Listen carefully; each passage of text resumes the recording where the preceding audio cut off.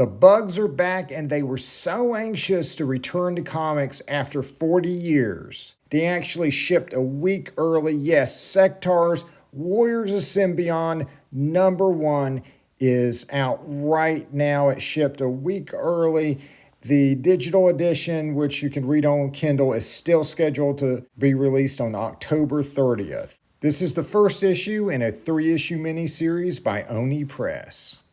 For those who don't know, Sectaurs Warriors of Symbion is a sci-fi fantasy toy line that was from the 80s. It was short-lived but beloved by fans, and it had insect people on an alien planet going at each other while riding giant bugs. And the most memorable thing about this line was that the bugs were actually hand puppets that the kids could control. In recent years, the Nacelle company, which puts out shows like The Toys That Made Us, acquired the rights to Sectaurs and several other lesser-known toy lines and is putting out new figures of them, with plans to bring the properties back in comics and eventually in animation. So the comics began with Nacelleverse #0, which did have Sectaurs in it, but you don't need that to understand this new miniseries. Sectaurs is actually the third miniseries they've put out with Oni Press. The first one was RoboForce, followed by 3 issues of Biker Mice from Mars. Sectaurs has the 3 issues right now, and in January we will have a 3-issue miniseries of Power Lords. And so let's take a look at the new Sectaurs #1, beginning with the gorgeous Dustin Weaver cover. So each of the Nacelleverse miniseries has covers by Dustin Weaver, and each cover goes together for that miniseries to form one big image. So if you get Sectaurs 1 through 3, you'll have one big image with all of the characters from the series, and it's beautifully detailed, beautifully rendered, with fantastic composition, and every character is perfectly captured. Now, the artwork on the interior is going to be quite different, and that's probably going to be the most divisive thing about this issue. Sectaurs is a fantasy comic, and that comes with some artistic expectations. So this is the original series from the 80s, and as you can see, we've got detailed, realistic artwork, and that's kind of the standard we expect from fantasy type of art in comics.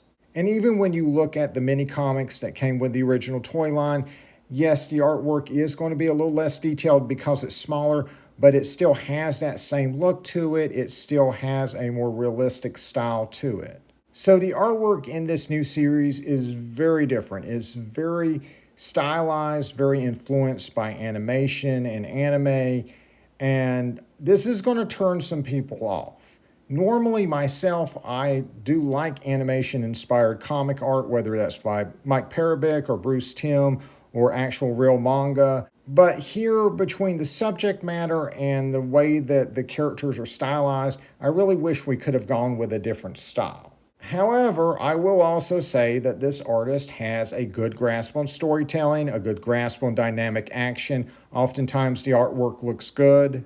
And some of these panels are just great. I think he draws the giant insects, which play a large part in this first issue, very well.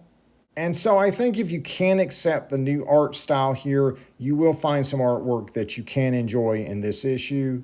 So let's talk about the story. This would be a prequel to the potential animated series they have planned for Sectaurs. So there's a lot of elements from the original 80s story that is here, but there's also a lot of changes that are made. And so our hero is still Prince Dargon, but this time out, he's much more of a reluctant hero. He has a lot more self-doubt, and he spends most of the first issue trying to tell a bond with Dragonflyer, his steed, and not always succeeding. This is played up for humor, and it's just got a much lighter tone. Not too light, it doesn't feel like a joke, but it just feels like stories that you've seen a million times before.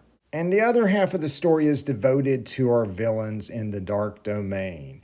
And I'm not going to spoil this for you guys, but you're going to see some new characters you haven't seen before, including a king for the Dark Domain, who's a very interesting character. There's some great action, and it's definitely the highlight of the issue. And at the end of the issue, again, I'm not going to spoil it, but there is a promising action scene that we see the start of. And so it is a bit of a mixed bag, but it seems to have a lot of promise. It is a much stronger start than the RoboForce miniseries had, and that one turned out to have a pretty good story by the end of it. The issue contains 21 pages of story with a one-page glossary of different terms they use in the back, and the cover price of the issue is $5. So bottom line, if you're a Sectaurs fan, I think you're going to want to pick this up. If you're unfamiliar with it and you like fantasy and you're okay with the art style and you're okay with paying the $5, I think there's a lot of potential here, and there's not a whole lot of commitment with only 3 issues. And so I'm looking forward to the second issue. You can see the cover for it here. And I'm going to wait until all 3 issues come out and I can read the whole miniseries, then come back and do a review on the whole story and see if it's a journey worth taking. But I got to tell you right now, I am glad to see Sectaurs back in comics. And by the way, if you want to read the old mini comics, which are quite good, head on over to sectaurs.com and you can read them for free over there. All right, that's it. Like and subscribe for more videos. And until next time, see ya.